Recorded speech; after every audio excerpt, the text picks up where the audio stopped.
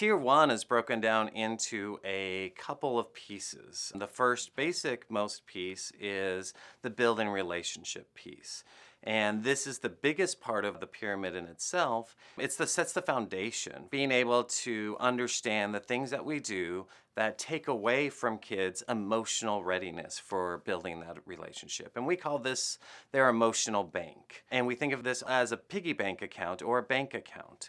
And the things that we do that take away from their emotional bank, like telling them, no, don't stop, or using negative language and not stating things in a positive way. We've come to understand it's not a one-to-one correspondence as far as this bank account. We know that it's a 5-to-1 ratio, 5 deposits that needs to go into their emotional bank for every one of those withdrawals. And so what we need to do as educators, as adults, is get better at making deposits into their emotional banks. Deposits are simple little things that we can do on a daily basis. One, and the biggest thing that I think we forget to do, just smile and be excited that they're there in our environment that day. To look at them, and I know it's hard to do this when we have little ones with challenging behaviors or that might push our buttons, that we look at them and say, we are excited that you're here because not only do I get to teach you, but you get to teach me. You get to teach me skills about how to interact with people, how to interact and modify curriculum, and it challenges me to be a better teacher just to have you around in our environment. So deposits, body language, smiling at our students, generally feeling excitement that they're there, getting down on their level, talking to them in a soft, nice tone of voice, not yelling across the room, those kind of things. So that's a start.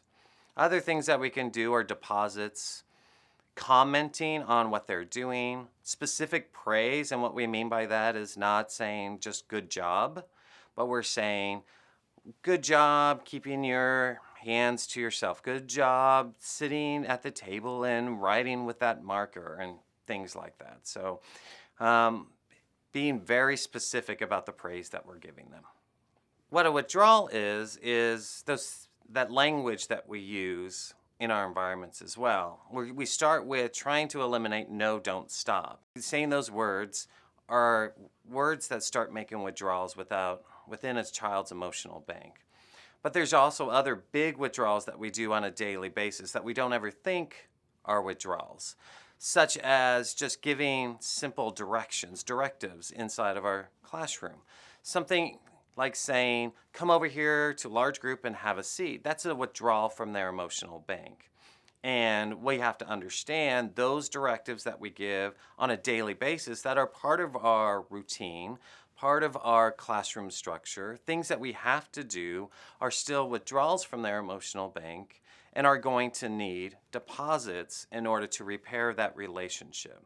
If we take too many withdrawals from our students, then what happens is that they're left with nothing in their bank and they end up shutting down, and that's why they don't want to follow our directions, why they don't want to follow classroom routines, why they have a difficult time being kind and friendly to their peers.